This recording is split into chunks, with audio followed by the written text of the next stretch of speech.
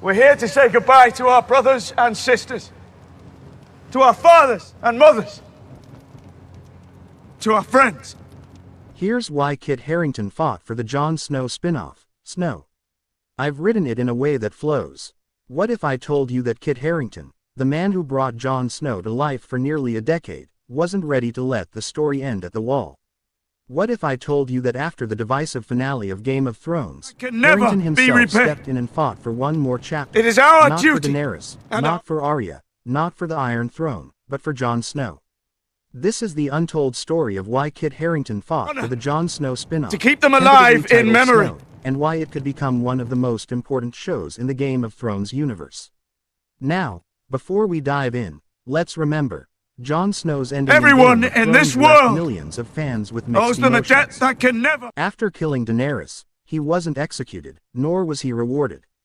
Instead, he was exiled back to the Wall, stripped of titles, stripped of power, and left to wander into the cold north with Ghost and the Wildlings.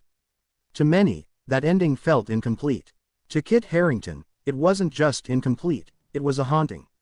See, in multiple interviews after the show ended, Harington admitted that Jon Snow's fate was deeply unsettling.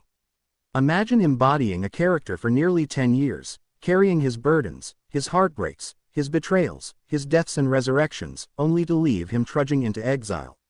It didn't feel like peace. It felt like punishment, and Harington couldn't shake the weight of it.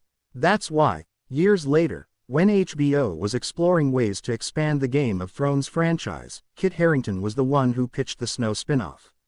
Not the writers, not George R.R. Martin, it was Kit himself. He didn't just want to return, he needed to return. Because Jon Snow's story, in his eyes, wasn't finished. Think about what Jon Snow represents. He's not just the brooding bastard of Winterfell. He's the man who gave up everything, family, love, and even his own life, to save the realm from the threat of the dead. He was the reluctant hero, the one who never wanted the crown but earned the love of the people anyway. And after all that sacrifice, the finale gave him no closure. Kit Harington knew that, and he wanted to give Jon, and the fans, something more. So what exactly pushed Harington to fight for Snow? Let's break it down. First, there's the question of character resolution. Harington has openly said that Jon was left in a state of trauma at the end of the show. He was a man burdened by guilt.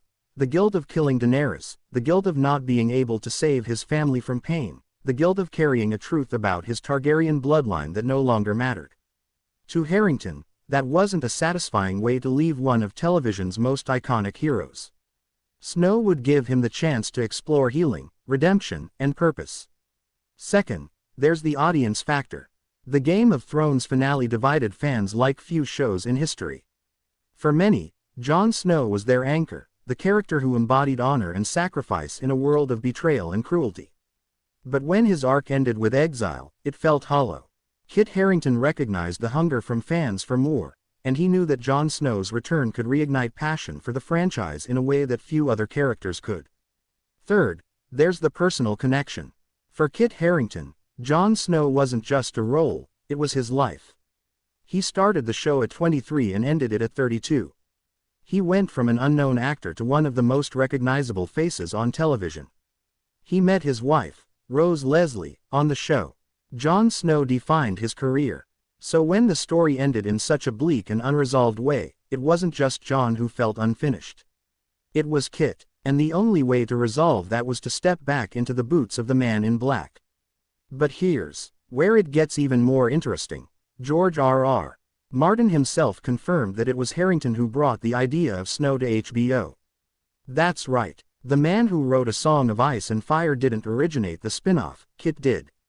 Martin even said that Harington had assembled his own team of writers to develop the idea before HBO ever made it official. That tells you just how deeply Kit believed in this project. He wasn't waiting for permission. He was making it happen. So what kind of story could Snow tell? Why is it worth continuing Jon's journey? Think about where we last saw him. Beyond the Wall, with the Free Folk. That setting alone opens the door to countless possibilities. We could see the rebuilding of the Night's Watch. We could see Jon grappling with his Targaryen heritage in exile. We could see threats beyond the Wall that were never fully explored. After all, the North is full of mysteries, ancient magic, lost civilizations, creatures we've only glimpsed. The White Walkers may be gone, but that doesn't mean the danger has vanished. And then there's the emotional core. Jon Snow's entire life has been defined by duty. But now, for the first time, he has no duty. No throne to serve, no war to fight. What does a man like Jon do when he's free? Can he ever find peace? Or is he destined to keep carrying burdens that aren't his to bear? That's the kind of story Harington wanted to tell. Not a victory lap, not a cheap nostalgia trip, but a character study about trauma, survival, and redemption. And let's be honest, HBO needs Snow just as much as Harington does. After the massive success of Game of Thrones, the network struggled to find a worthy successor. The prequel House of the Dragon has been a hit, but other projects were scrapped. Fans wanted something familiar, something rooted in the characters they loved. Jon Snow is the perfect bridge. He's the face of the franchise. His story connects directly to the events fans still debate every day. Now, critics of the spin-off idea argue that Jon's story should be left alone. That his ending was ambiguous on purpose. That dragging him back might cheapen the bittersweet conclusion of Game of Thrones. But Harington doesn't see it that way. For him, ambiguity wasn't closure, it was an open wound. And rather than letting it fester, he wants to address it head-on. And think about this, Kit Harington has always been fiercely protective of Jon Snow. During Game of Thrones, he fought against script choices he felt were out of character. He even pushed back on how Jon's resurrection was portrayed, arguing that it needed to carry deeper meaning. So when he says that Jon's story isn't over, it's not coming from ego. It's coming from a place of respect for the character and the audience. What's fascinating is how much Snow could reshape the legacy of Game of Thrones. Imagine if the spin-off delivers a powerful continuation of Jon's journey, one that gives fans the emotional closure they didn't get in 2019. It could turn the narrative around, showing that the franchise is capable of growth, reflection, and second chances. In a way, Kit Harington isn't just fighting for Jon Snow, he's fighting for the fans who felt betrayed. And maybe that's why this matters so much. Game of Thrones was more than just a show. It was a cultural phenomenon. It was Sunday nights with millions of people around the world, all gasping at the same twists, all arguing about the same betrayals. It was red weddings, purple weddings, betrayals, victories, and heartbreaks. And Jon Snow was at the center of it all. To let that story end in exile always felt like a betrayal. But to bring him back, to give him one more chance, that could heal old wounds. Kit Harington knew that. That's why he fought. Not for money, not for fame, but for meaning. Because Jon Snow deserves better. And maybe, just maybe, so do we. Now the question is, will Snow actually happen? HBO has been quiet about the project's status. Some reports suggest it's in development limbo, others say it's still moving forward. But one thing is certain, Kit Harington won't let Jon Snow go quietly. He fought for him once. And if history is any guide, he'll keep fighting until the story is told.